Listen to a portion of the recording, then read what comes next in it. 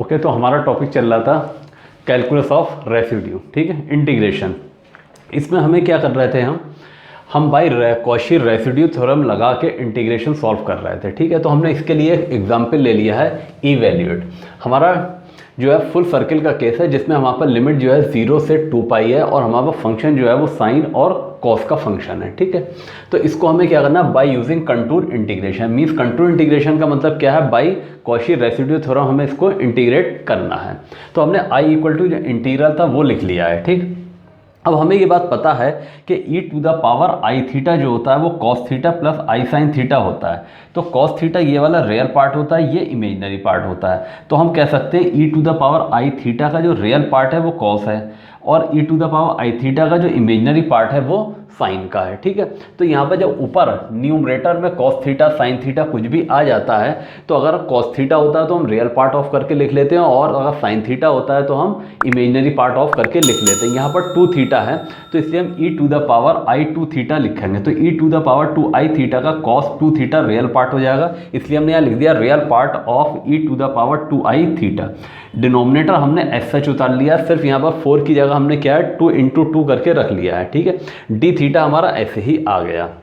अब real part of this equal to, ये तो सेम न्यूमरेटर ऐसे ही रहा, 5 प्लस 2, यहाँ पर 2 cos theta plus i sine theta इतना होता है, कॉस थीटा माइनस आई साइन थीटा इतना होगा। दोनों को अगर हम ऐड कर दें तो कॉस 2 थीटा की value e to the power i theta plus e to the power minus i theta आ जाएगी। तो कॉस 2 थीटा की जगह e to the power i theta plus e to the power minus i theta हमने यहाँ पर रख दिया है, ठीक। अब हम यहाँ लेके चलना है कि e to the power i theta जो है वो z के बराबर है। इसको हम डिफ्रेंशिएट करेंगे तो आई आएगा e की पावर आई थीटा का e की पावर आई थीटा डिफ्रेंशिएशन होगा थीटा का डी थीटा और z का डी जेड हो जाएगा। तो e to the power i theta हमने z लिया है तो i z d theta equal to d z हो जाएगा। तो डी थीटा की value d z upon i z नीचे आ जाएगा, ठीक। यहाँ पर हम देखें e to the power i theta, इसका अगर हम मॉड लें तो mod of e to the power i theta 1 होता है, इसलिए हम कह सकते हैं where C is a circle mod of z equal to 1। एक ऐसा हमारा सर्किल है जिसका सेंटर ओरिजिन पर है और रेडियस हमारी 1 है। तो हमने ये सी सर्किल में बात कर ली, ठीक।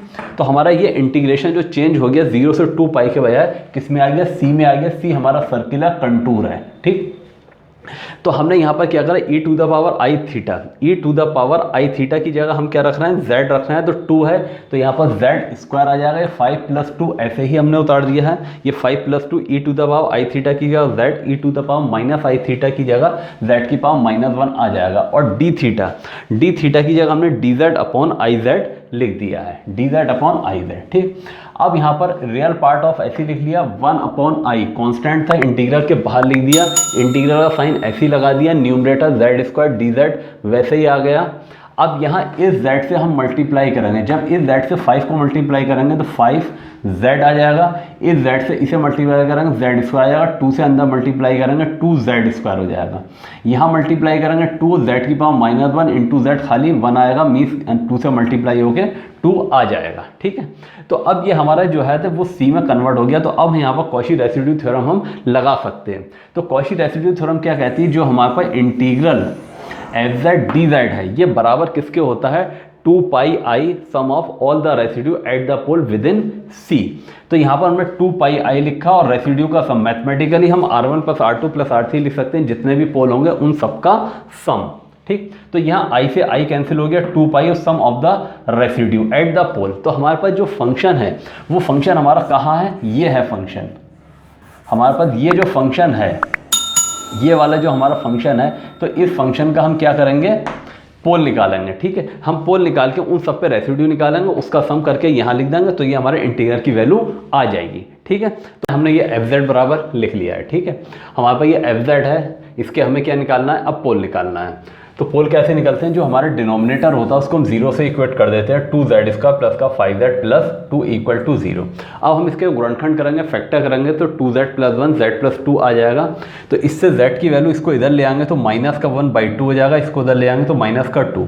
तो ये हमारे 2 पोल निकल के आ रहे हैं, माइनस का 1/2 और 2, क्योंकि हमारे पास C जो है, हम जो C लेके चल रहे हैं वो हमारा कैसा है, यूनिट सर्किल है, ठीक है। तो उसके अंदर जो भी Z होगा उसकी वैल्यू जो आएगी उसका मैग्नीट्यूड हमेशा 1 या 1 से कम रहेगा।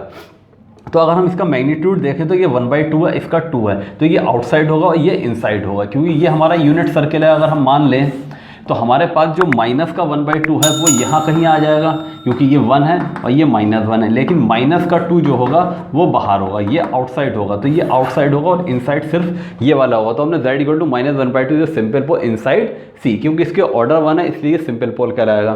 तो इसका रेसिड्यू निकालने का तरीका क्या होता है, z = -1/2 limit z tends to a। यहाँ पर a जो भी पोल होता है वो लिख देते हैं, यहाँ माइनस का 1/2 है तो -1/2, z प्लस z माइनस ए आता है तो माइनस माइनस प्लस का 1/2, z प्लस 1/2 हो जाएगा fz।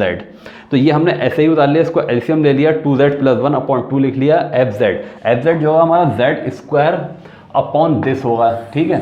और इसके हमने फैक्टर इतने करें 2z + 1 z + 2, तो इसकी जगह हम z² अपॉन 2z + 1 z + 2 लिख सकते हैं। z+2 से 2z + 1 से 2z + 1 हमारा कैंसिल हो गया, तो क्या बचेगा z² अपॉन z + 2 और यहाँ पर 2। अब अगर हम यहाँ लिमिट लगा दें माइनस का 1/2, ये 1/2 हमारा ऐसे ही उतर आएगा, ये वाला 1/2 हमने आगे ऐसे ही उतार लिया है। इस z की जगह हमने माइनस का 1/2 रखा, होल स्क्वायर आ गया है, और इस z की -1/2 + 2 हो जाएगा, ये आ गया। बाकी इसको हम सिंप्लीफाई करते हैं तो ये कितना आ रहा है 1/12, ठीक है। तो हमारे रेसिड्यू निकल आया, क्योंकि वहाँ पे एक ही पोल था, एक से ज़्यादा थे नहीं। अगर एक से ज़्यादा होते उन सब पे हमें रेसिड्यू निकालना होता, फिर हम उसका सम निकालते, ठीक। तो वहाँ पे एक ही रेसिड्यू था, उस पर हमने रेसिड्यू निकाल लिया है फ्रॉम इक्वेशन 1। इक्वेशन 1 क्या थी हमारी, real part of 2π sum of all the residue at the pole with in C। तो रियल पार्ट ऑफ 2π ऐसे लिख दिया, और सम कितना रेसिड्यू का आया, सिर्फ 1/12। तो इस 2 से ये कैंसिल हो जाएगा, यहाँ 6 आ जाएगा, तो 1/6, क्योंकि 1/6 हमारा क्या है, मीन्स π/6 हमारा क्या है, रियल नंबर है, तो इसमें रियल पार्ट की क्या जरूरत है, पूरा का पूरा रियल है, तो हमारा कितना आ जाएगा π/6। तो i = π/6 हो जाएगा। इस तरीके से हम इंटीग्रल सॉल्व कर सकते हैं, और ये हमारा आंसर हो गया, ठीक है। Okay, thank you.